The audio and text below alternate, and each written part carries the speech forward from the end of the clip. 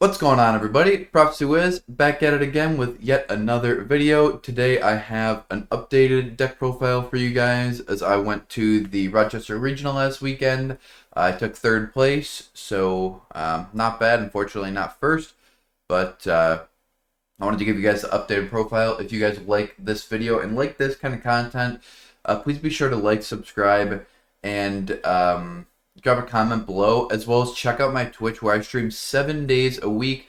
I've streamed about almost 250 hours in the last month, so I've been streaming every day. I did a 40-hour stream 2 weeks ago, 30-hour stream the weekend before, 24-hour the weekend before that. Last weekend I streamed, like I said, I stream every single day. Around 6 p.m. Eastern is the time I start. I stream from like 3 to 4 hours Monday through Friday, and then oftentimes 12 plus hours on Saturday and Sunday. So if you guys enjoy this and you guys want to see me play the Voiceless voice deck live, then be sure to check me out on Twitch. And yeah, I'll get right into the profile. So I went to the Rochester Regional this weekend. I went 7-1. Only lost once. Unfortunate, because it would have been cool to win the regional, but hopefully I win one soon. And I wanted to make sure I was ready for West Ass Niagara. So like I said, I'll still be playing every single day. Maybe play some more regionals before then. But this deck is definitely still good post Rage of the Abyss. So yeah, I'll kind of explain some of the deck choices, and I appreciate everybody's support. So first card, 3 copies of Low, the heart and soul of the deck. Obviously, we're never going to play anything less than 3 lows. This deck needs all the 1-card starters it has. So yeah, this card's obviously insane. And then we played 3 copies of Diviner and Trias. So this is like been the low-key best card in the deck. When you open this with like Low Saphira or Barrier Saphira, Barrier Low, like any different combination of starters, it ends as like almost like a hand trap as well, because you can dump the Trias, tribute the Diviner, summon another Low from deck, and leave the Trias in the graveyard as a pop on your opponent's turn, which came for me quite a lot this weekend, where it was like I had like 2 interruptions in hand, I had the trap, and then I had this in the graveyard, so like the breakers just never mattered, and this deck's insane into hand trap, so this card is absolutely required. The more I play it, the more I think this this card is absolutely insane. And then we played 2 copies of Saphira. Like I said, I've played about 200 plus hours on stream of this deck, and the more I play it, the more I just have never... It's actually never even come up, not a single time once, that I've needed the 3rd Saphira. So I think it feels much less cloggy. You have literally, I want to say like 16 different ways to get to Saphira. So you just don't need more than 2 of this for any reason. Like, you can recycle it, you can search it, and it feels much better at 2, honestly. Especially if you're still playing pre-prep, which I play some of, so... Then we played 2 copies of Skull Guardian. There's absolutely no reason you ever need to play 3 of this, but you cannot get away with playing 1. 1 is definitely just incorrect. I seen there was a regional profile that played 1. I just don't understand that. A lot of the times I definitely use 2. You need 2 to be able to float out a deck, especially with something like Tempai around. 2 is perfect. I promise, play 2. 1 Ceravis, you definitely only need Ceravis at 1. Like I said, you have the same amount of ways to get to Ceravis, if not more. Like, damn near half the deck can get to the 1 Ceravis, and we don't play Old Man because it is a brick, so you definitely need to play the just the 1 Ceravis, and you could set this up like oftentimes on turn 1, so that's definitely really good, and I would definitely just suggest playing the 1 copy of it. Then we played the 1 Pendulum Graph. This card is still really good in the main deck. Against a lot of matchups, you would rather have Pendulum Graph than Ceravis, so this card is definitely important to be mainboarding right now. And I would generally want a card like this in the main board, because some decks this card is unusable against, but then this card is like really good into those matchups, including the mirror, right? So definitely play that ratio of those. And then we played 3 copies of Barrier, arguably heart and soul of the deck. Um, it's like one of the reasons you would play this deck is because you have the recursion of this every turn, and I think being able to like have this card every single turn, like if your opponent Ash Blossoms this, unless they ogre it, it sits there every single turn. So like if you're in a hand trap war, you stop your opponent, and then they have to top deck into something again, and where like this is like gonna sit there and continue to be like require a response. So I think that's insane. One copy of the Blessing. I can't believe people even played this deck without Blessing. That blows my mind. But this card's just absolutely insane. Like this card's everything for the deck and makes this deck insane. Then the one trap. Another card wouldn't even play the deck if there was no trap, but like if there wasn't the trap that does effect, but it sure does. And this card's insane. I love that you get to recycle this card every turn and just have like an Omni Negate and pop one or multiple cards every single turn. And yeah, this card's broken. It came up a lot during the weekend to pop like irritating stuff like off like gates. So definitely played 5 of those. Played 2 copies of the Ritual spell. I side into like when I'm going second into combo, I side out 1, but you definitely need 2 in the main deck. This is pretty standard, and it's standard for a reason because it's definitely appropriate to play 2 of it. Not the best card in the deck to draw, but you need it for to be able to pre-prep into Inspira. It's a Ritual deck, so you need the Ritual spell. Then we played 2 pre-prep. Pre-prep and Low or Diviner and Friends is like the best starters because when you resolve pre-prep, you could still resolve Saphira later on in the turn, which is important.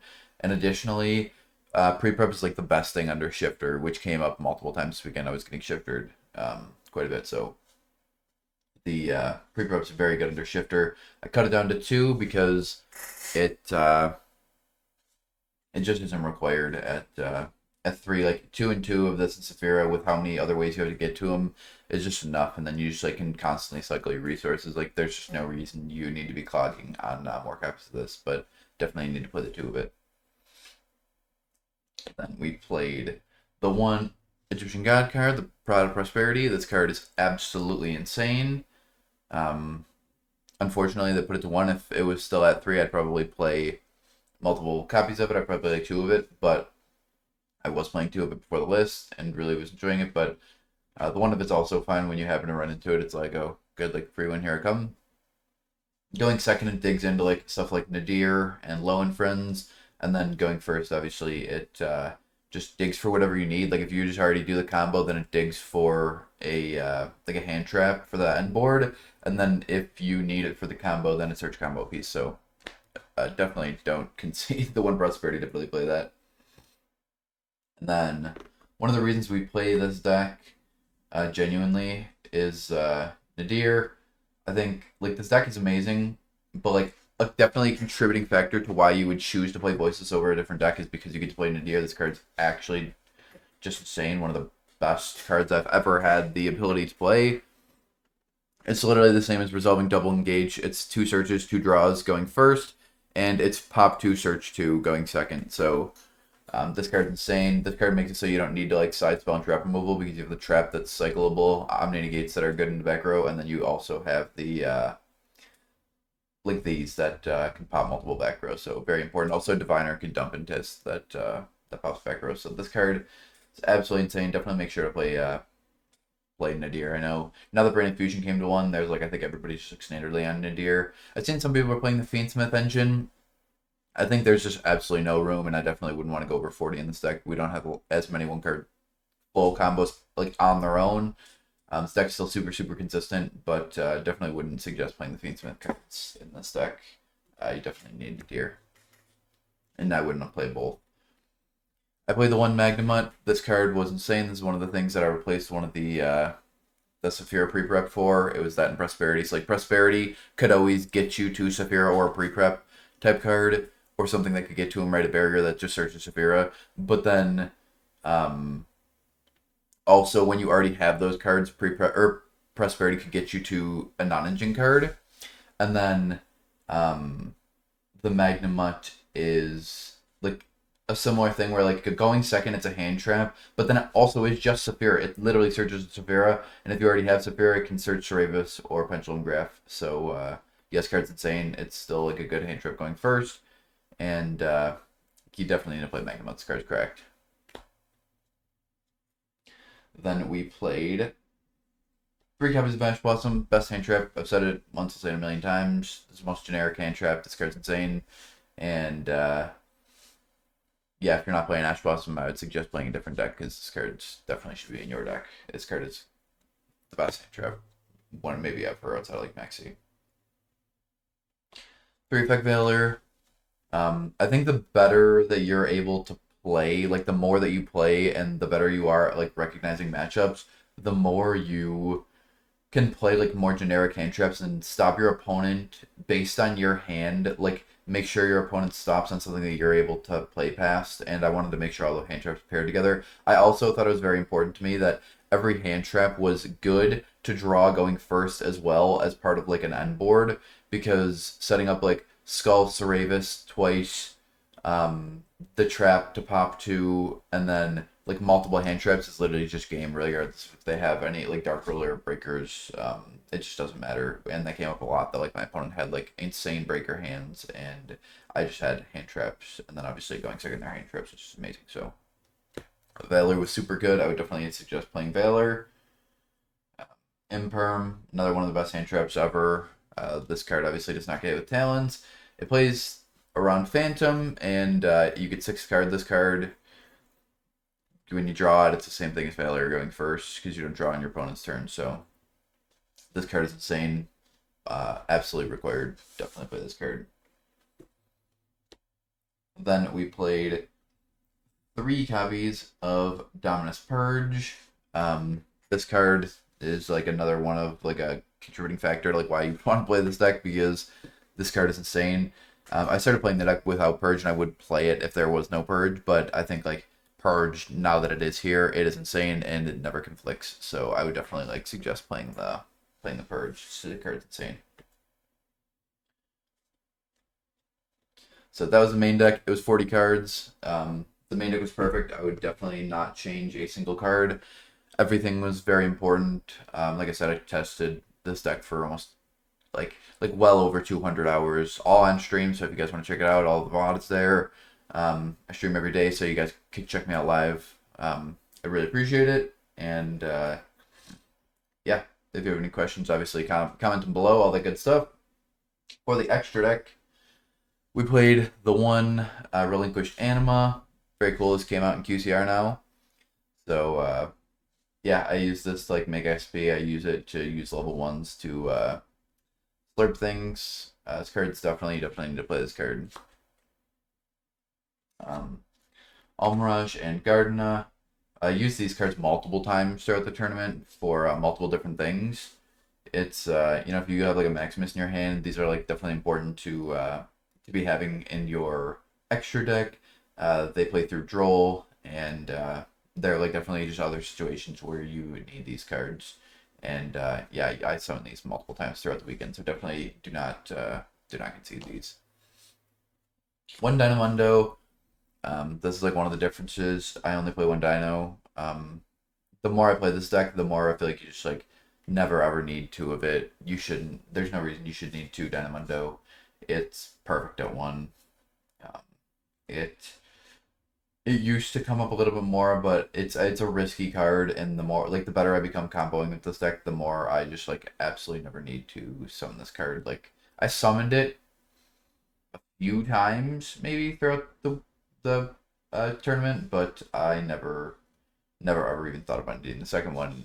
Throughout the 250 hours testing, I've never needed a second copy, not even a single time did I need a second copy, which tells me it's definitely just appropriate to be playing at 1. IP, I did make this card a few times. I used to make it more with Diviner, but now, like I said, as I've gotten better with comboing, the Diviner oftentimes like wants to leave the Trias in the graveyard to be an interruption, where like this gets Dark Rulered with the rest of the board. The Trias is like an interruption past the Dark Ruler, so I still summoned IP a few times, and there are times where like you get hand trapped and then you go into IP, so I did summon this a few times, and it was really good because it summons our friend SP. And yes, it could summon Dynamundo, but it also could summon Underworld Goddess, which is like definitely not irrelevant. But it mostly like wants to summon SP. I summon this card a decent amount of times. I mean, you don't like use extra crazy, but I definitely summoned this a few times, and this card is like was very important to have played. I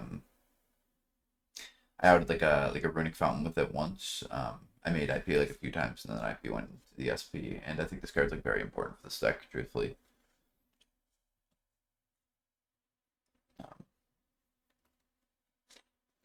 The Underworld Goddess, this card can, if you have IP, it can dodge talents and friends, and then this can just like out big untargetable, like unaffected cards that are like otherwise unoutable. I am personally like this card comes up the least in the extra deck for sure. However, I am a big fan of playing cards that your I don't want to play a deck that just like your opponent summons something and they can like set on it like a Mystic Mind. Like if you didn't have this card, your opponent is gonna make a judgment call that you don't have this card, then they could literally summon a big Noir at times, and if you have like less cards in your deck, they can actually sit there and deck you out, and there's nothing you can do about it because if you are not playing like this card, you have no out to like they're like a decent amount of cards in the game, and I am not a big fan of going to a tournament and playing against something that I literally just have no outs to. And I've used this quite a few times to out things that I literally could not out otherwise, like the Big Pirelli. So I would personally play Underworld Goddess, probably like one of the flex spots, but that's something that's important to me is like never going to a tournament with a deck that like there's something you could just lose to because when I go to a tournament, my idea is like to always just win. I'm not there to top. I want to win, which unfortunately we took third this time, but the idea was to win. We played the one Meteor Burst. We played this card because we played the Pendulum Graph, obviously in the main deck, and this is insane into Tempai. And when your Tempai makes you go first, you know they're on Tempai, and you like set up the Pendulum Graph, and then like you would want to summon this because it's insane into there. So very important free body. Required in my opinion. Omega, this card's like one of the more underrated cards in the extra deck. I use Omega quite a bit. Going second, you could send like Princess, OSS, things like that back to the extra deck. You can cycle your own things too. So like if they happen to pop like your one blessings and like this is a way that you can get it back is like dumping this with Nadir. In theory, you could summon this with like a Diviner and a Magnemite or like some different combinations of cards, but you're probably not going to. But this I thought was really really important. If you know you're playing against branded like games 2 and 3, which has come up many times, you can dump this and like shuffle back one of the targets that they dump up the Nadir, and then you you negate the other one in the end phase, so you can like fully resolve the Nadir Servant against branded, which is very important. I think this card's like very very good. It's also come up where I've like been playing against back row and Nadir sent the 2 in Tiss and sent this and then sent back and in Tiss. We popped 2 cards and then we normal summoned Diviner to pop a 3rd card, so very good. Omega. Then the 2 in Tiss. Definitely do not play Malong, do not play Meteor Logic. Those cards are just not as good as in Tiss, and Tiss is not once per turn, and Tiss can be dumped off Herald and like the Diviner, and this card is important. Like this card's just insane. Being able to double in Tiss on your with one Nadir is absolutely crazy, and being able to dump it off Diviner is crazy. This comes up all the time. This comes up multiple times per tournament that I use like both copies of this. Garua, we send this like most of the time, especially going first. We always just send Garua, Search Maximus, draw a card, and then the other 2 cards we send off of it going first are going to be Tri-Brigade and Herald of Arclight. So these cards are also like very important. This card's insane because you can send it out to Diviner. It's also something nice you can recycle, and like the more I play, the more like lines I realize like you can summon this as an Omni Negate, and it's like something. This is something like insane against like Tyr, which is like a pain in the a pain in the dupa matchup. So I like do summon this against like decks like Tier and stuff quite a bit, using like a hand trap and a low or diviner and friends, because like they can't target it and they can't attack it, and it just like banishes all their monsters, which is crazy. So I've summoned this multiple times. I send this almost every time I see Nadir. I've sent this off diviner plenty of times. And yeah, these are definitely all very, very important cards to be playing the extra deck for the Nadir package and for Diviner. Last card is Typhon. I didn't summon this as much this weekend, but this card comes up like quite a bit. Comes up to out like Caesars and stuff. And yeah, I had just like made a video about how good like Typhon is and the reasonings for Typhon. So if you guys haven't checked that out, please go check that out. I'd appreciate that and the support. And yeah, definitely play. Make sure you're playing Typhon, because Typhon is like, it used to be a flex spot, but I think now this card's a requirement. So definitely make sure you're playing Typhon. Then for the side deck, we have Old Faithful, Solemn Judgment. This card is insane. Really not much to say about Solemn Judgment. We've been playing it. It's on Omni Negate that can stop like any board breaker card, and then when they don't have breakers, it just stops literally any spell trap or monster summon outside, so this card is just an absolute requirement. This card's insane. I don't even know if I could think of one single time I drew Judgment and lost. I played against a Runic deck and I Judgmented one, like he top decked into a Runic card, and then I Judgmented it so I never hit the field because he had no other Runic resource at the moment, but he had the field spell to be able to shuffle back 3, and then I had a second copy and I summoned a Diviner. He Judgmented the Diviner and I Judgmented his Judgment, and that was just game because I set a full combo and he couldn't come back through that. So Judgment is crazy. Love this card. Definitely need to play Judgment. Anti-Fun Floodgate Fragrance. Card's obviously also insane. There's really not much to say about this card. You absolutely have to play this card. It's low places from deck. It doesn't activate, so you can still just like do everything you could have done essentially before with the anti-spell. Anti-spell is crazy. I never draw this card and lose. That can be only one. This card is also insane. I drew this like multiple times, and every single time I drew it, I won. It's broken. I drew it against like YuGiOh and like summoned literally any fiend, and then they just can't summon another fiend. I summoned it against the Snake Eye deck, and they made Moon Goddess, and then I was like, flip this, they can't go into Blink 1, they could summon a Snake Eye's Ash, but they can't summon Poplar. This card just game breaking. This card's like a free win, and all your stuff is generally different types. Like you can make like Skull Guardian, Loceravus, or Pendulum Graph, and you still have the TC boost like fine with all of them. So this card's actually just crazy. Absolutely required. Called by the Grave.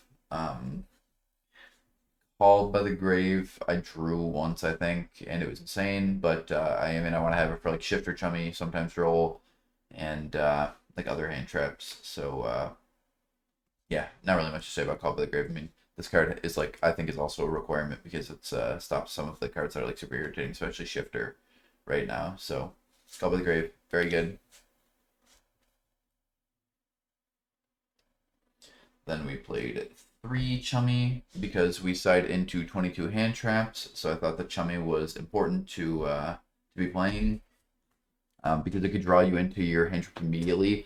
So like when you are playing against YuBell, when they normal summon, I think it's like important to be able to immediately draw a card and try to interact with that, because you want to try to stop the deck as fast as possible, because it gets so out of control and that deck just like makes just insane boards. So I thought Chummy was like very important. I thought it was better than Droll at the moment because I wanted to try to stop them, and some hands Droll just like doesn't stop them enough. Unfortunately, I was a fan of Droll more at the beginning of the format, but now that people have gotten better with the YuBell deck, I think like Chummy became a lot better. And if you can't afford this card, I would suggest playing Droll. But if you can afford this card, I promise you should play this card.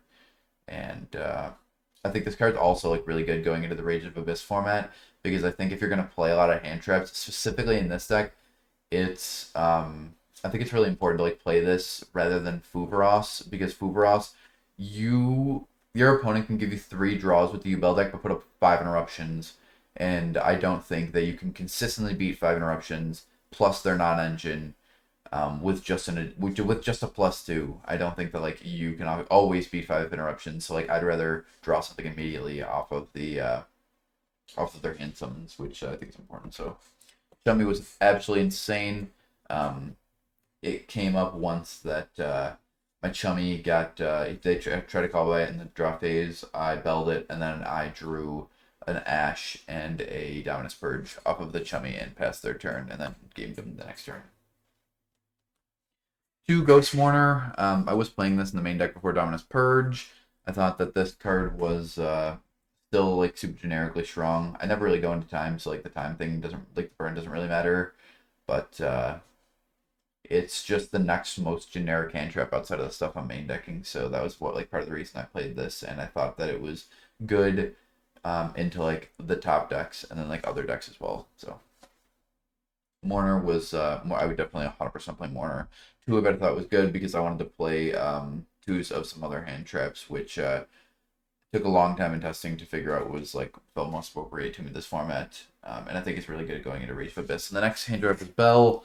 Bell was insane for me this weekend. Bell was like actually crazy against the Whitewood Runic deck. You can Bell the level 8, so they can't summon the like the effect to summon from the extra deck or grave.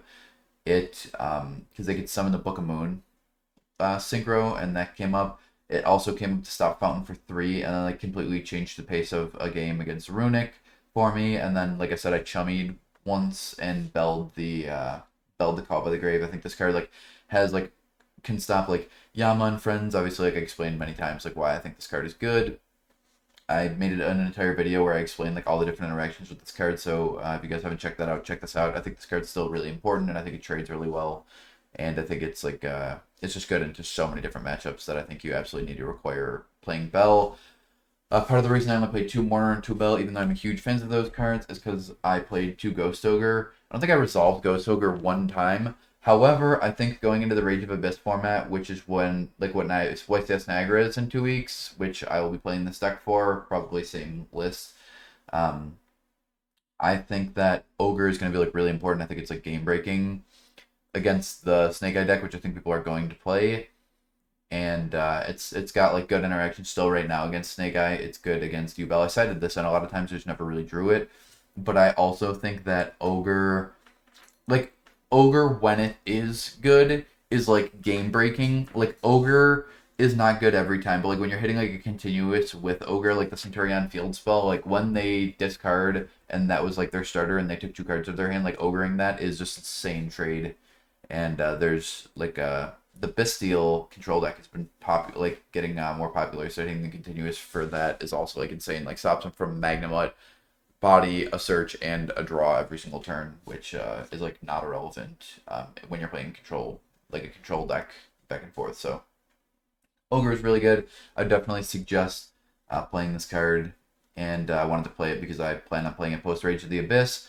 So I wanted to make sure that my deck was like I was playing something that I can use all the information of how good this deck is against like other decks at the like for the YCS testing. So this deck is definitely Rage of Abyss ready in my opinion. If you guys have any questions, comments, any of that good stuff, definitely let me know in the comment section below. I appreciate everybody's continued support, everybody who has been watching the videos, commenting on the videos, showing up to the Twitch stream. You guys have definitely made this journey just insane. The channel's blown up and done amazing so far, and yeah, hopefully we can get a YCS win for you guys soon. And yeah, like I said, if you guys like this content, check me out on Twitch. And without further ado, we will see you in the next one, hopefully Friday.